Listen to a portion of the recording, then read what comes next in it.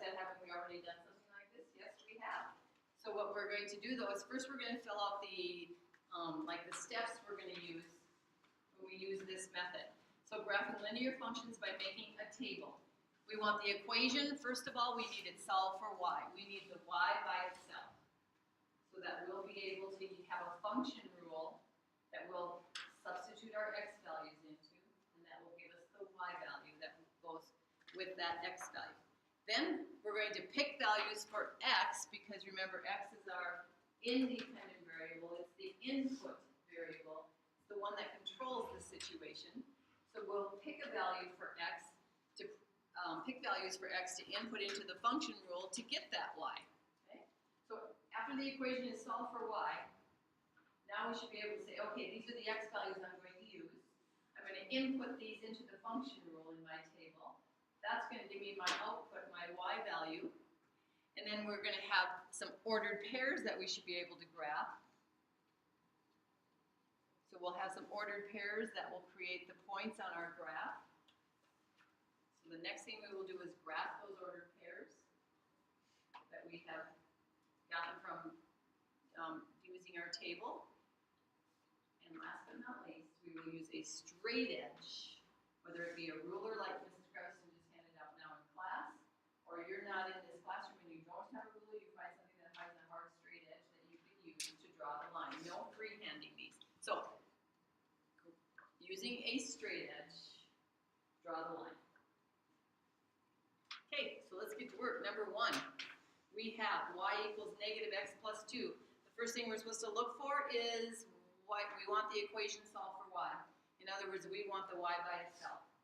Do we have to do anything, or is it already there? It's already there. What's the function rule? Minus x, negative x plus 2. Yeah, so we're going to put our function rule in the middle column of our table. We're going to put the function rule in the middle column of our table. And what I want to do is, just because I want you to get exposure to both negatives and positives, if I really let you just pick the x values, I mean, you kind of know what will happen. You'll just always pick maybe 0, 1, 2, 3, or whatever. So I'm going to, right now, while we're, just like I did in those other tables when we had the domain of all real numbers, I'm going to pick them for us. So we're going to start with negative 2. And then we're going to use negative 1, 0, 1, and 2. Yeah, we've used these a lot before. There is a silver Trailblazer parked in the no parking by the jail. The license plate is 528ANU, and you need to move it immediately or they're going to tow it.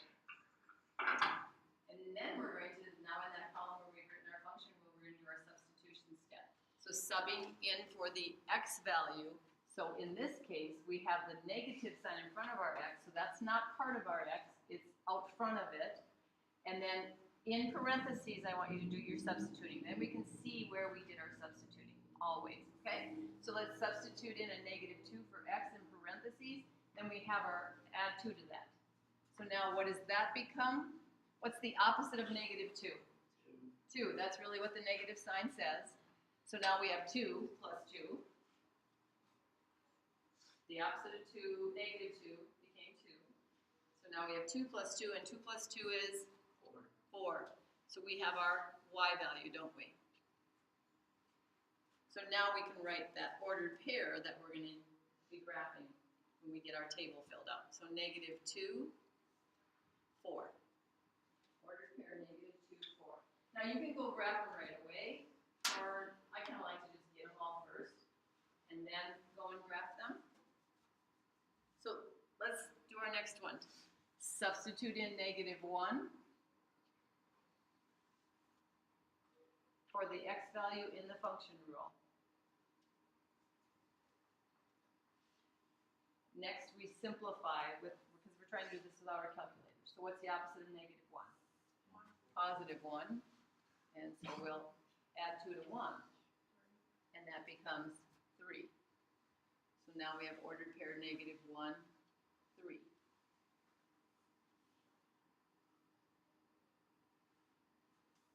Okay, the next x value we're going to use is 0, so the negative sign In parentheses, we're doing our substitution step. We're subbing 0 in. What's the opposite of 0? 0. 0 really isn't negative, but it is its own opposite. So now we have 0 plus 2, and 0 plus 2 is 2.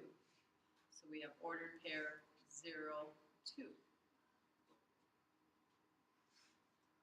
Kind of seeing a pattern going on here? Yeah, it's going down in a straight line. So, but in our table, we aren't even really graphing this yet. So what's happening in our table that we say should happen with a linear function? You're minusing 1. We're subtracting 1. There's a constant change going on in the y's as there's a constant change going on in the x's. What's the constant change happening in the x's here? You add 1. The x's are going up by 1, and the y's happen to be going down by 1. So we would predict the next y value to be what? 1. So let's see if it is. The opposite of, and then we substitute in our 1 in parentheses. The opposite of 1 is? Negative 1. And negative 1 plus 2 is? 1.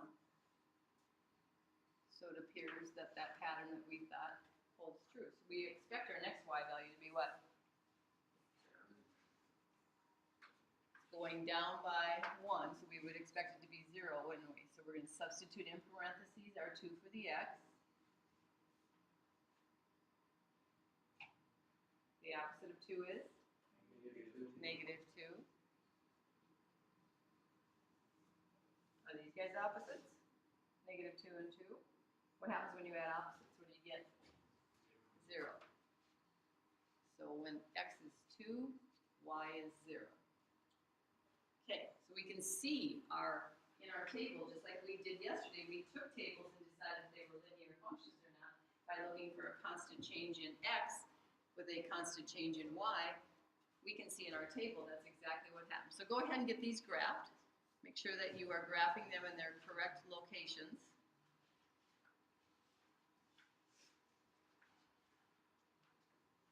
You should have 5 points in your graph. With your ruler as your straight edge, draw a line through them, all the way through the graph, not just through those 5 points, because the domain is really all real numbers. We just chose these 5 to help us get the graph. So we are going to draw a line going all the way through our graph with arrows at both ends to show that this graph really goes on forever and has lots of ordered pairs on it. We just found 5 of them to help us get a good graph.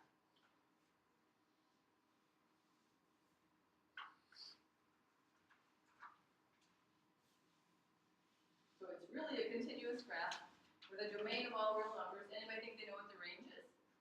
I think the range is for this then. The domain, the x values, can be any x value you want, all real numbers.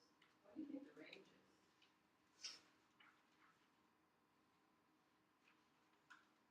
No idea? The way it ranges y value, right? Range is the y values. What do you think the range for this one is?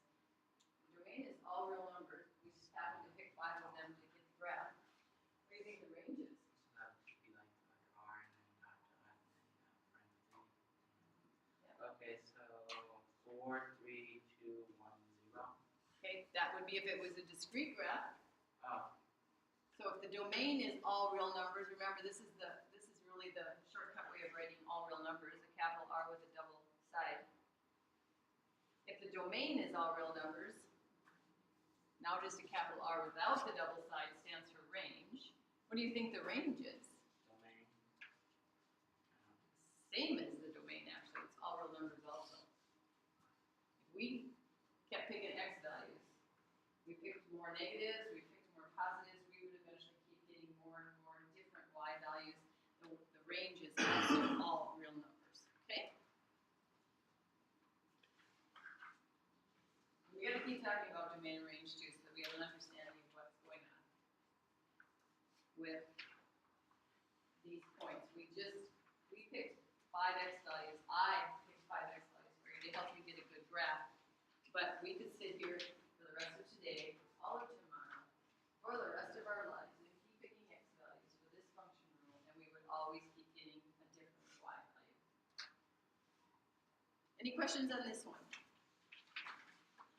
Okay, let's go on to the next one. Number 2, y plus 4 equals 3x. The steps say,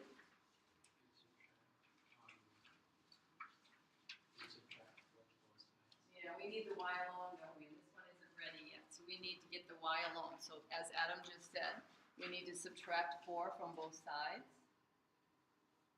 because 4 is being added to y. So to get the y alone, we do the inverse operation of subtracting it, 3x minus 4.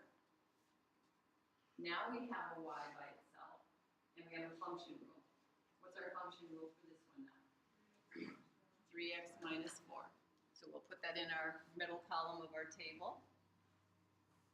And notice I picked some x values already for us. Okay, so we're going to substitute in. How are we going to substitute in? With parentheses.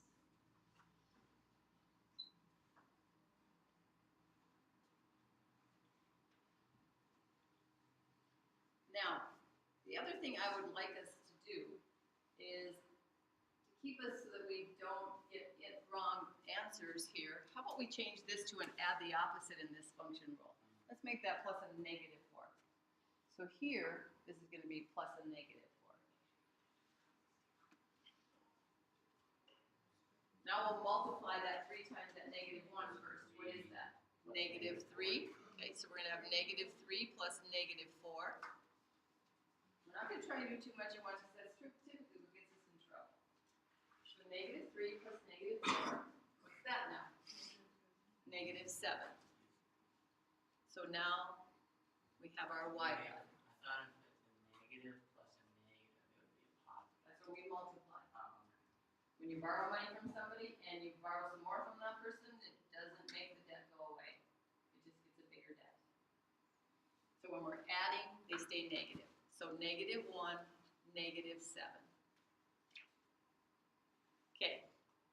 I'm going to do one more with you, and then you're going to go and finish the rest of this table so that you make sure you're showing the correct steps of work and you have enough work, okay? So we substitute in. Order of operations says do the multiplying first. 3 times 0, classes? 0. 0. So now we have 0 plus negative 4. Negative 4. So we have ordered pairs 0, negative 4. Okay, you go ahead and fill out the rest of your table, and then you can check to see if you and I agree on your ordered pairs before we go to work graphing them.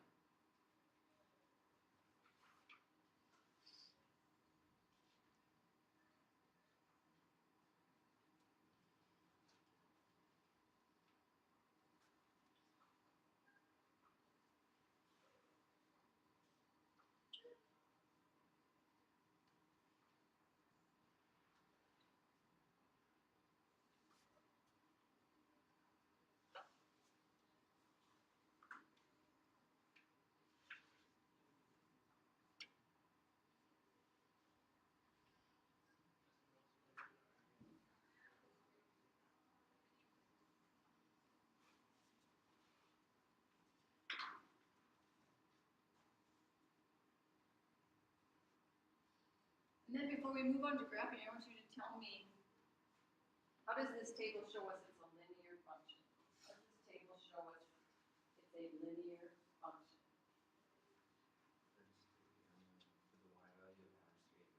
Okay, so the constant change in the y's is a plus 3.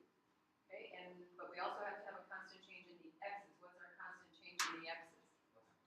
Plus 1. Yeah, so if we have a constant change in x and we have a constant change in y, we have ourselves a linear function here, don't we? Yeah, so we should expect these to line up in a nice line on the graph. So if you agree with the ordered pairs that I have, I would say we're ready to graph this. Or if you need to change my mind about any of them, feel free to challenge me on them. They all did a great job. Did they? Super. Okay, so we should be able to just get them graphed, huh?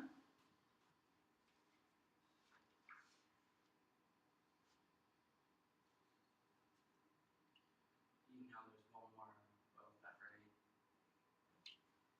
Yes, I got that one. 1, negative 7. Yep, I got that one. Thank you, Adam.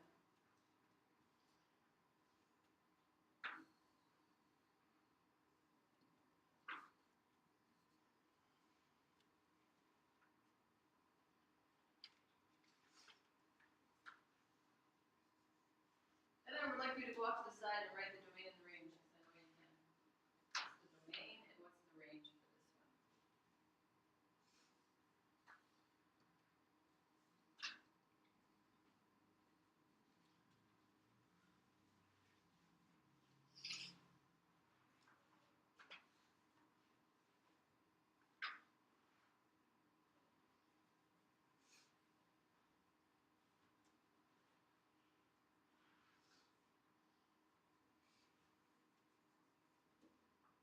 Like actually the numbers.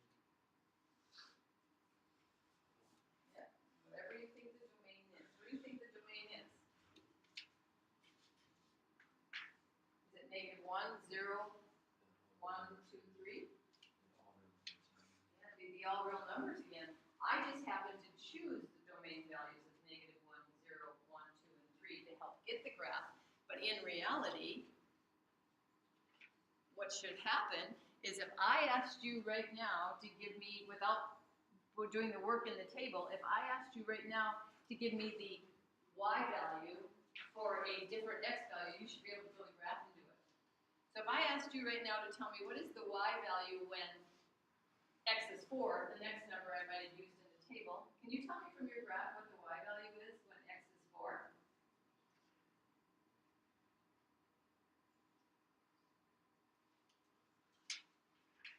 Anybody think they know? What's the y value when x is 4 using the graph instead of the table? Preston? 8. 8? Everybody agree with it? We think it's 8? Okay, I'm going to go look at my graph and see what I say. I'm going to go right here. This is where it appears to be, nope, I'm wrong. It's not. It's close to crossing there, isn't it? But it's not quite. It's right up here, isn't it? Okay, so we agree. You think it's 8? So, and if I asked you to find the y value when x is 1/2, we could also get a y value for x equals 1/2. So that's why the domain is all real numbers. It isn't just the ones I chose. Okay? So now what's the range? The all real numbers again, yeah.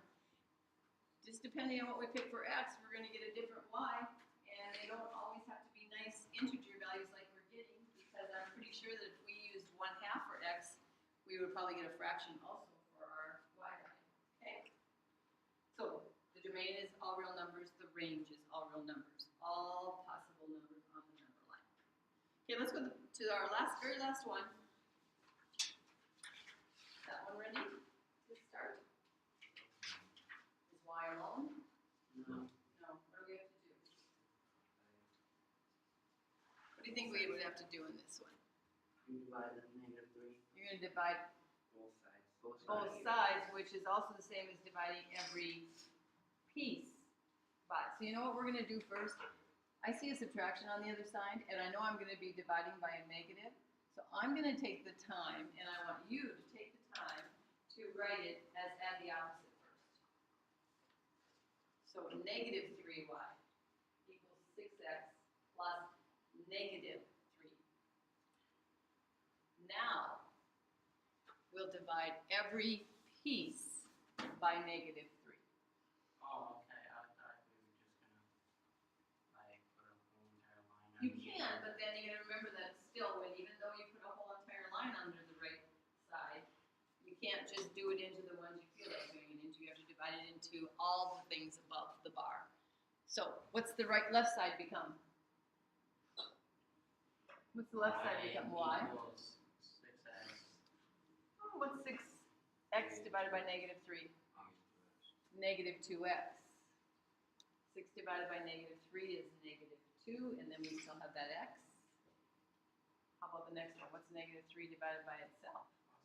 Positive 1, yeah. Okay. Now we have our function rule, don't we?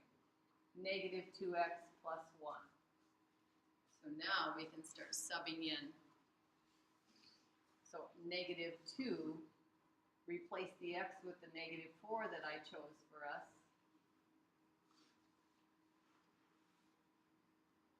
What's negative 2 times negative 4, Adam? 8. 8. A negative times a negative is a positive. Samuel, what's 8 plus 1? 9. Okay, so we have our first ordered pair, -4, 9. Okay, go ahead and finish that table, please.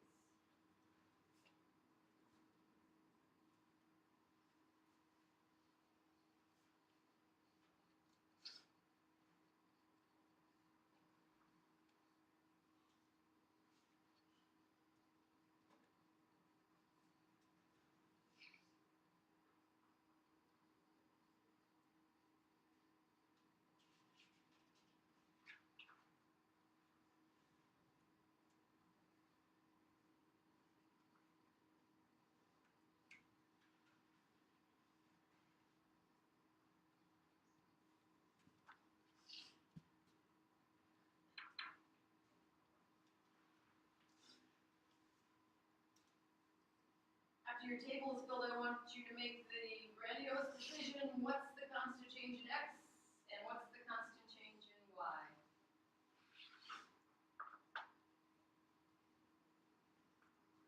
Seth did it for us last time, so he doesn't get to do it for us this time. So let's get your tables filled out. I also did next one. Did you? Okay, then I guess you're gonna take a rest.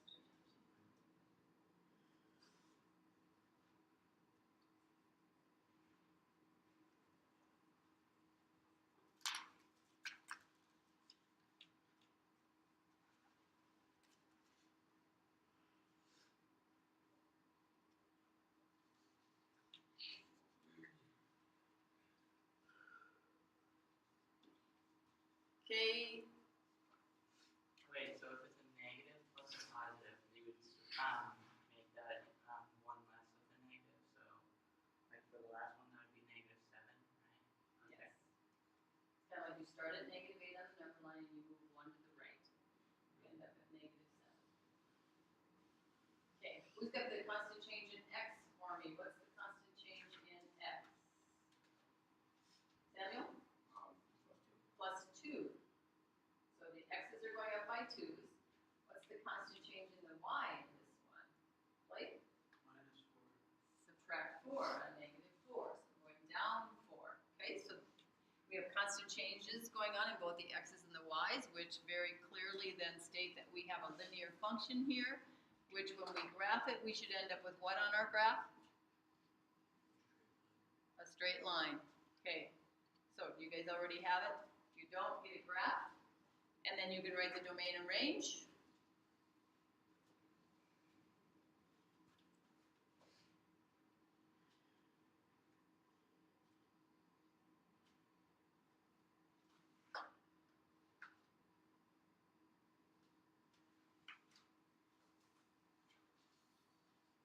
Oh, I got myself a triangle. Nice.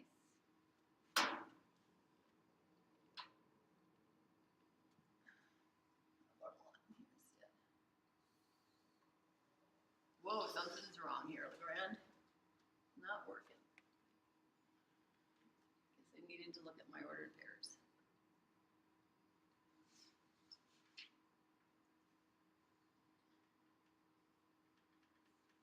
There we go. Okay, let's try this again. Okay, who's got the domain for me? It can't be Seth. But thanks, Seth, for all the offerings, okay? I don't want you to think that I don't want to hear from you ever again. Oh my goodness, I'm having a good time here. Okay, who wants to give me the domain? Adam? Is it all real numbers? All real numbers, okay? Who wants to give me the range? Holly, all real numbers, okay. Thank you, yes. Domain, all real numbers. That fancy double-sided R. Range, no fancy double-sided R for the range, but for all real numbers, yes. Okay. Now, I just want to make a couple of points before I give you your homework to do, because I don't want you to get confused by this, because we didn't have ones like this in our notes, okay? So I'm just going to make a point off here to the side, and you don't necessarily have to do this, just be with me, be visual with me and listening, okay? So if I have this particular equation, let's say, if I have 4 plus x equals y. Oh, that isn't what I wanted. Oh, it's okay. If I have 4 plus x equals y, is it ready to graph? Because does it matter which side y is alone on? No, it doesn't matter, does it? I still know what the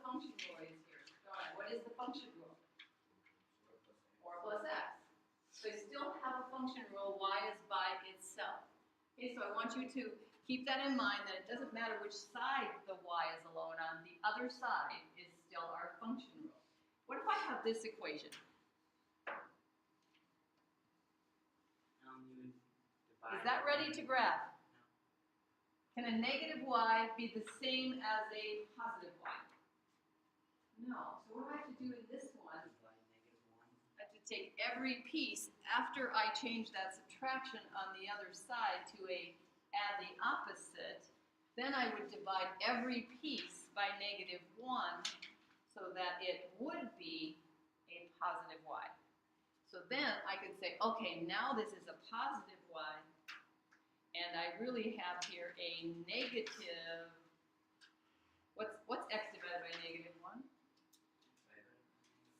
It's like a negative x or a negative 1x. It doesn't matter which way you write it, okay? And then what's a -2 divided by a -1? +3. +2. Okay, yeah. So what's the function rule for this one? -x plus -x + 2.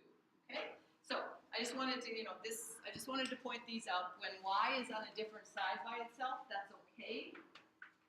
Don't think that it's okay, though, to start graphing when it's a negative y. It must be a positive y. Okay?